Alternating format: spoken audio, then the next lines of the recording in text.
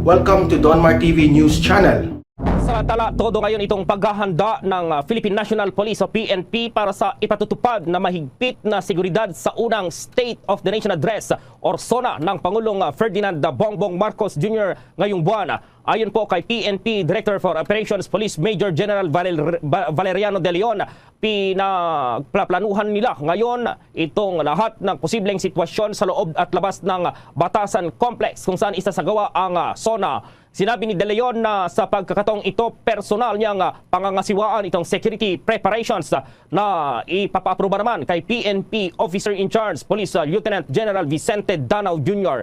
Kasamaan niya sa plano ang pagpapahintulot ng mga protesters na magtipon sa mga Freedom Park katulad na noong inaugurasyon ng Pangulo para mapanatili ang kaayusan. Nagpahayag naman ng kumpiyansa si De Leon na maidraos din ng maayos at mapayapa ang State of the Nation Address kung pagbabataya ng eksperyensya sa nakalipas na halalan at itong inaugurasyon ng Vice Presidente maging ang Presidente. Samantala, handa raw si Pangulong Ferdinand Bongbong Marcos na tumulak sa Estados Unidos para paunlakan ang imbitasyon ni US President Joe Biden. Bagamat wala pa namang itinakdang petsa, inibitahan daw ni US President Biden si President Marcos Jr. na bumisita sa Washington. Sinabi ni Philippine Ambassador to the US Jose Manuel Romualdez na sa ngayon wala pang formal na tugon dito ang Pangulo pero handa naman ito kapag naikasa na ang schedule. Pero wala pa namang schedule kung kailan bibisita si Pangulong Marcos sa Amerika. Kinumpirma rin ni Romualdez na mayroong letter of invitation na ipinasa kamay kay Marcos na second gentleman Douglas Emhoff. Kung maalala, pinangunahan ni Emhoff ang presidential delegation na ipinadala ni Biden para dumalo sa inauguration ni Marcos noong June 30 sa National Museum sa Manila. Samantala, pinatutukan naman daw ni Pangulong Ferdinand Bongbong Marcos itong database ng mga overseas Filipino workers o OFWs sa iba't ibang bansa. Ayon po kay Department of Migrant Workers Secretary Toots Ople, ang direktiba ni Pangulong Marcos ay para mapaganda raw itong serbisyo ng pamahalaan sa ating mga OFWs. Isa rin itong paraan para malaman ang bilang ng mga OFWs sa iba't ibang bansa, maging ang mga Pinoy, bilang po ng mga Pinoy na nais na raw umuwi dito sa Pilipinas. Una rito, sinabi ni Ople na pinatutukan din ni Marcos itong kapakanan ng pamilya ng mga OFWs na nandito sa Pilipinas. Lalo na raw sa mga anak ng mga OFWs na parehong nasa ibayong dagat po yung kanilang mga magulang. Kabilang din umano sa mga pinatututukan ni Pangulong Marcos ang issue sa illegal recruitment ang mga kababayan nating nabibiktima pa ng human trafficking. Disyembre po noong nakaraang taon ng pirmahan ni Pangulong Duterte, si dating Pangulong Rodrigo Duterte, ang Republic Act 11641 o itong batas na naglilikha sa Department of Migrant Workers. Sa ilalim ng naturang batas, gagampanan nito ang lahat ng functions at mandato po ng Philippine Overseas Employment Administration o itong POEA. At maging itong primary agency din na ito sa ilalim ng executive branch para maprotektahan ang karapatan itong pag-promote sa kapakanan ng mga OFWs at iba pang mga Pinoy sa ibayong dagat. Wala kang awa sa mga Pilipino dahil tunay kang walang hiya, Cayetano. Ito ang masakit na katotohanan at hinaing ng marami sa ating mga kababayan at nakuha pang paulan na ng samot-saring mura ang senator-elect na walang iba kundi si Alan Peter Cayetano. Ito nga ay matapos itong sabihin na sa halip daw na batikusin siya ng kanyang mga pinangakuan ay bakit hindi na lamang daw tumulong ang mga ito para maipasa niya ang 10K ayuda bill lalo pat nanalo ito sa pagkasenador. Kaya hindi pa rin makamove on at galit na galit pa rin ang marami sa ating mga kababayan sa di umano'y pangakong napako ni Cayetano na ayon mismo sa marami sa ating mga kababayan ay tila walang pakialam na nanalong senador sa mga Pilipinong tila initsyapuera nito matapos manalo. Ito ang mainit na balitang pinuputakti ngayon ng samot-saring komento mula sa marami sa ating mga kababayan at marami nga sa kanila ngayon ang hindi napigilan ng kanilang sarili na maglabas ng kanika nilang hininga at komento sa mundo ng social media. Ang di mo ni balitang manloloko, manggagamit, rapo at sinungaling. Ito ang ilan sa maraming salitang ibinabato sa pagmumuka ng senator-elect na walang iba kundi si Alan Peter Cayetano matapos nga itong biguin ang ipinangakong pera na 10,000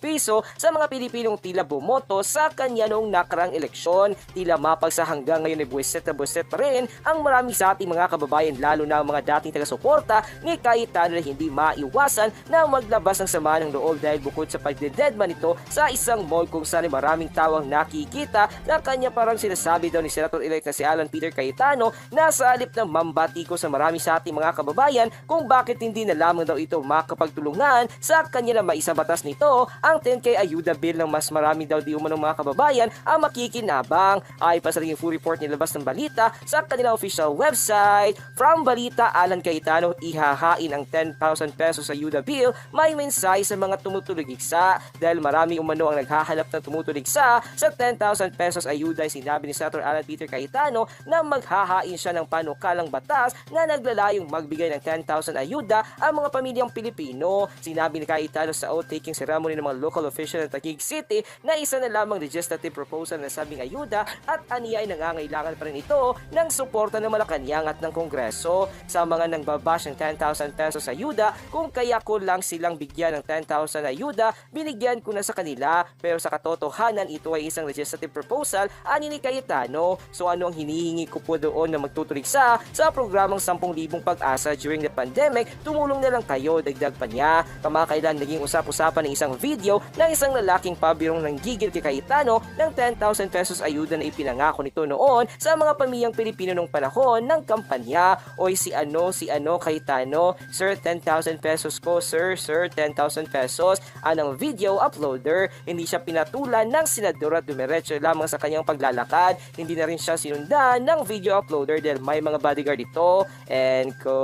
Ngunit ang lahat daw ay may kabayaran dahil sa kanyang kasinungalingan na ipinakakalat nung panahon ng kampanya ay bubuelta na ang marami sa ating mga kababayan, lalo na mga dating taga-suporta ni Cayetano. Sa katotohanan na nag-viral sa mundo ng social media ang isang komento ng netizen sa harap-harapang sinampalang ebidensya si Cayetano at pruebang sinampalamantos na samantala lamang daw nito ang kahinaan ng marami sa ating mga kababayan. Ayon pa sa naging komento ng marami sa ating mga kababayan online, ay buweset ka Cayetano, kung di ka ba naman may saltig at kalahati, di namin alam kung matino ka pang mag-isip o ewan. Ang linaw-linaw ng sinabi mo bago pa ang kampanyahan, ikaw pa ang hikayat sa tao na sumali sa programa mo araw-araw at mamimigay ka ng 10,000 kada pamilya. Araw-araw ka rin nagsasabi na huwag kakalimutan sa election 2022 dahil tatakbo ka ulit bilang senador. Kung di ka ba naman gago at kalahati, wala ka pa rin katutuparin ng mga sinabi mo noong nangangampanya ka pa lamang. Sinamantala mo ang pangangailangan ng mga kapwa mo Pilipino. Masahol ka pa sa mandarambong, isipin mo na lang yung dami ng kapamilyang umaasa sa pangako mong 10,000. Ilan sa kanila ang hanggang nasa isip pa rin na baka sakaling totohanin mo ang pangako mo sa kanila. Tapos ngayon sasabihin mo sa amin na tumulong na lang kami na maisabatas mo ang 10K ayuda kada pamilya.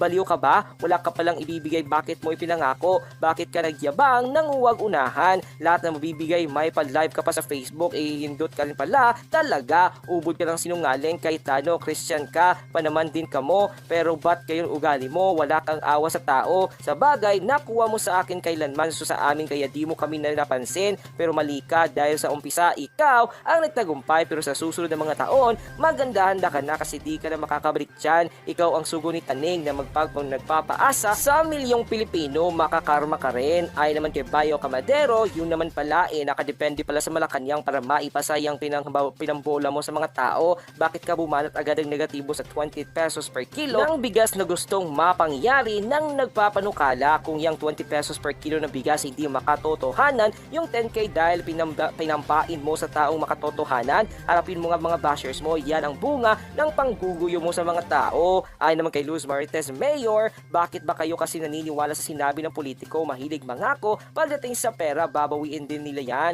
Hindi ba may babala na bagong mag-eleksyon, ingatan ang saliksi ng isang politiko? Alam nila ang kahinaan ng mamamayang Pilipino, gamitin at agamitin lang tayo ng mga yan. Sa bagay may hangganan ng lahat, Diyos na magbibigay ng sapat na kaparusahan. Kasalanan pa rin natin na hindi tayo magpatyaga sa ilang politiko.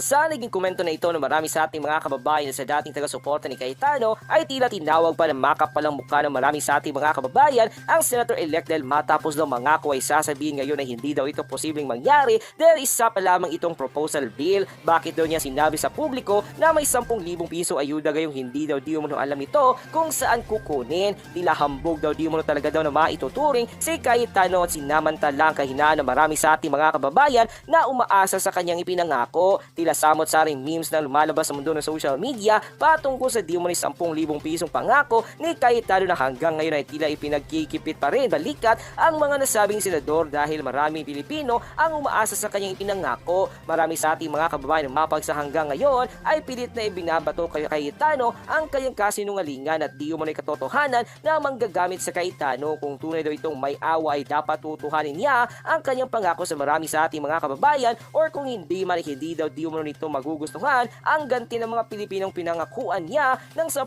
piso.